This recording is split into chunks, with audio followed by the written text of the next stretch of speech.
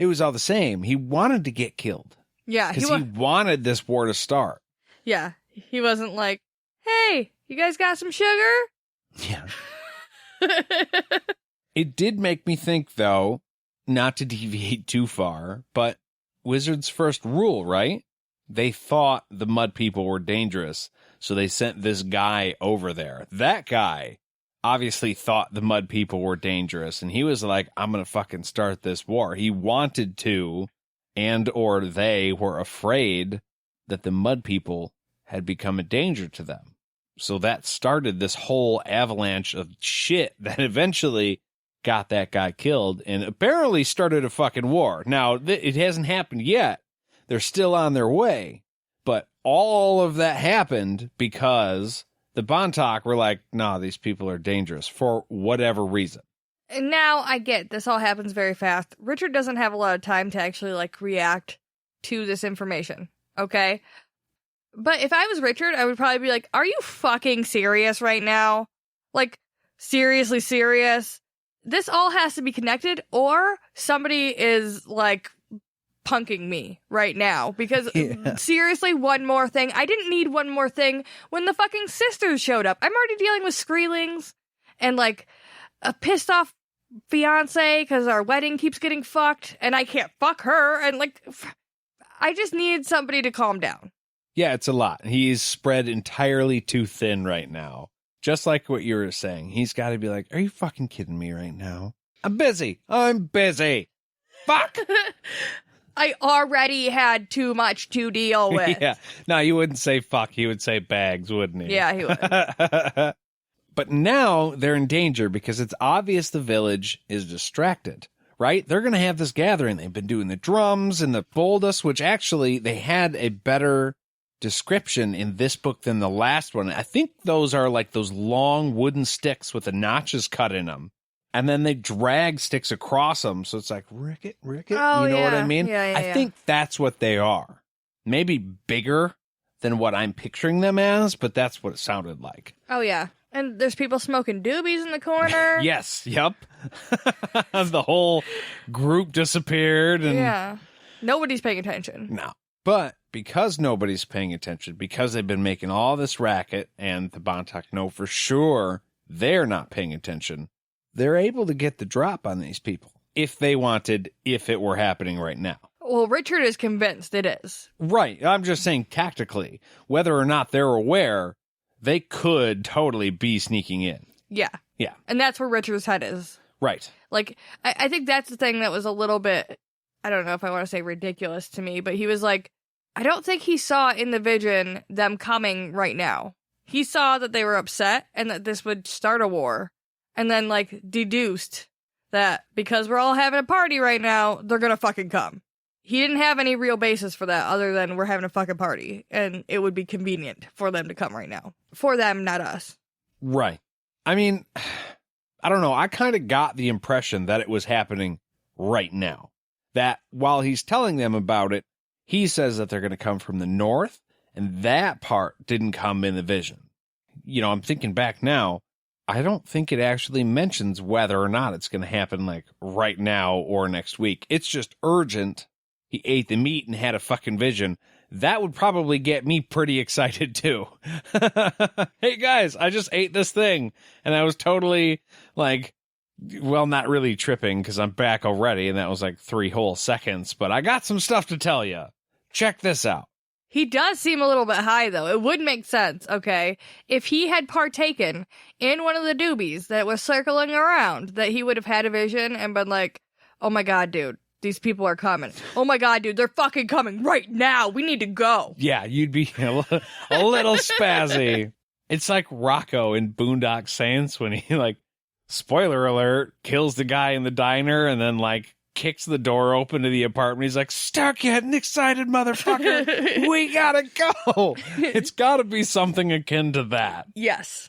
Well, the BM hears him say this, and he tells Chan to go gather up his men and defend the village. The BM? Yeah, Birdman. I don't think we should call him the BM. Well, it's in my notes. I see that it's in the notes. I like him more than BM. More than a bowel movement? Yeah. All right. That one didn't fly. I get it.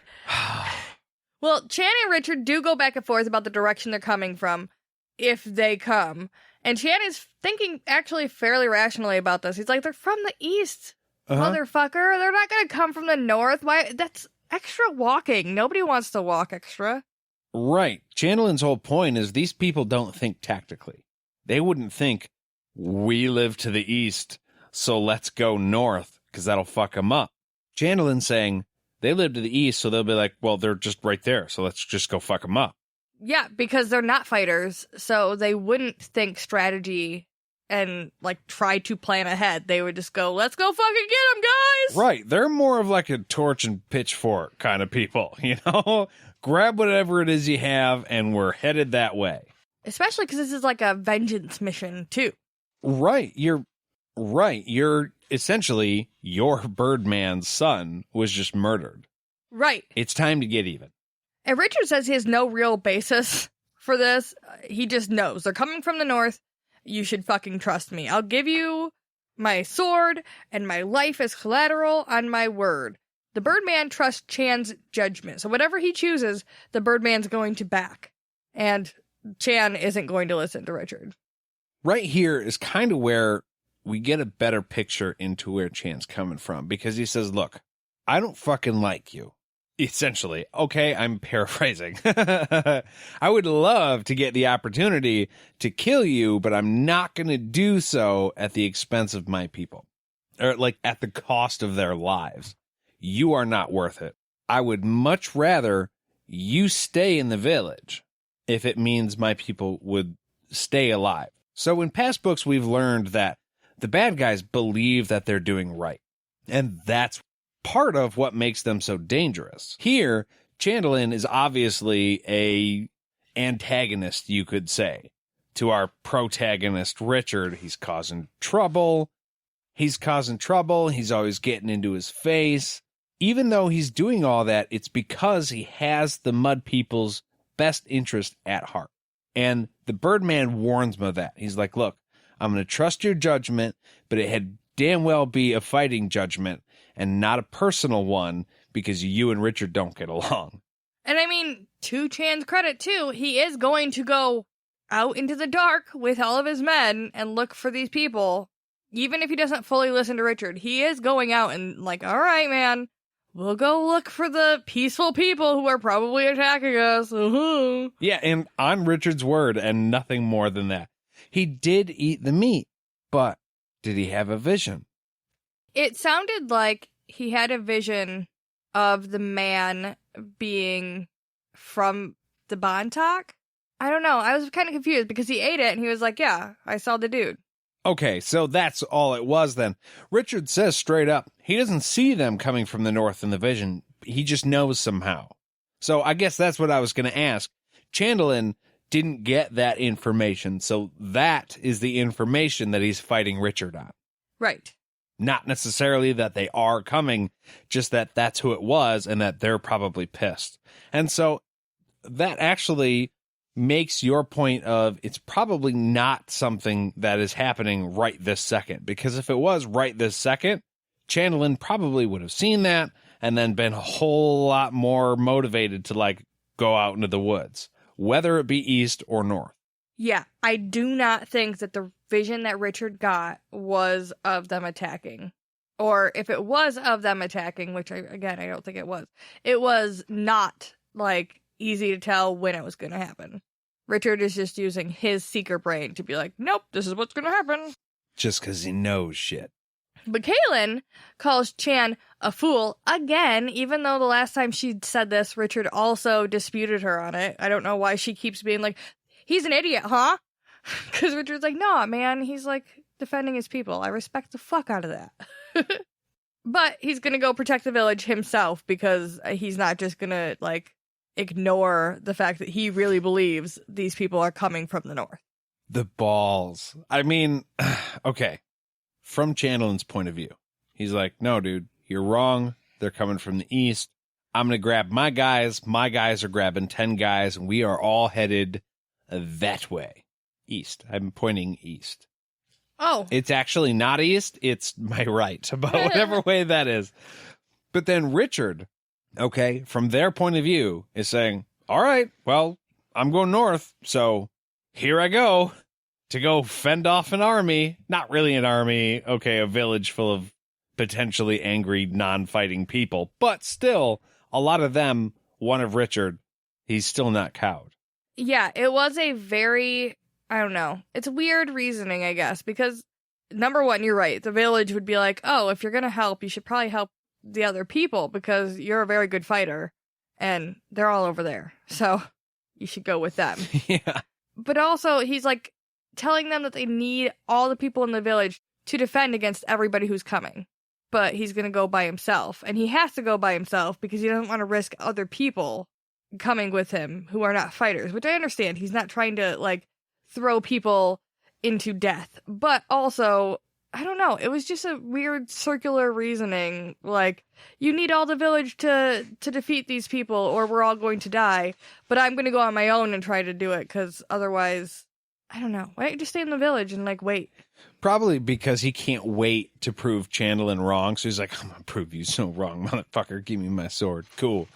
And I'm gonna beat all them bad guys. I'm gonna bring all their fucking heads back, all stuck up on arrows. And I'm gonna be like, see, I got them all. You were wrong. Suck it. Ha! That would give him so much joy. It would give me so much joy. I just feel like if he really thinks he could do it by himself, why he didn't suggest that in the first place? Like, I'll go this way, you guys go that way. Cool. Or he could have suggested, like, let's split the army in two, especially if he doesn't think they're coming to the east. If he knows that Chandelin's taking the whole army over there, why doesn't he at least suggest, okay, hey, I don't really think we could really beat them with half the army, but we're not going to beat them at all if you have the whole army over there. So let's split it in half and give me half, you take half over there, and we're going to put a chunk in them and try and save some of our people. Yeah, that is one thing. They wouldn't consider the what if from Richard's side. They're like, yeah, but if we split the army, we're going to lose either way. Yeah, but okay, but if they are coming from the east and the whole army is to the east, we're fine. If they are coming from the north and the whole army is to the east, we are fucked. And we are fucked way harder than if even half of us were in both places. Because at the very least, you hear the battle break out. Okay, not east, we're heading north. This is a mud people's village. This is not a country. Right.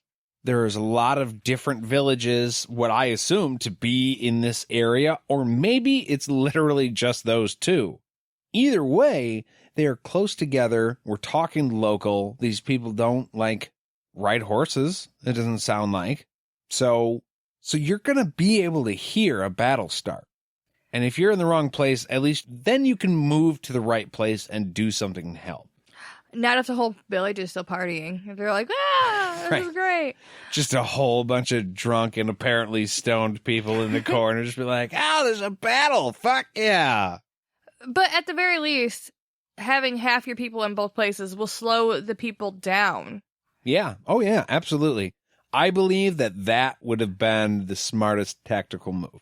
Yeah. And the fact that nobody, not even Richard, and not Kahlan, who apparently has been taught in the ways of war by her father. We just learned this like a couple chapters ago.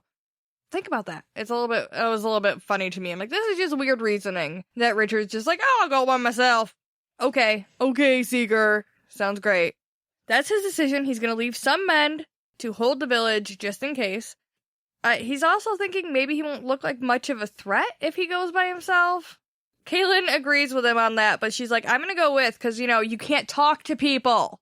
Like, I mean, language-wise, but also because of your bad temper. Right, yeah, I mean, the last time you went off without me, things didn't go so well, okay? You definitely killed a dude, and you definitely shot another dude, and, oh yeah, that was with the same arrow, so why don't you just chill out? I'm coming with you. Yeah. You suck at charades. We're not playing this game anymore. You tried. You failed. Moving on. But yeah, she's very fierce about it. She's like, I'm the goddamn mother confessor. Got it? Cool. I'm going to go get my dress. Just going to go throw that weight around. So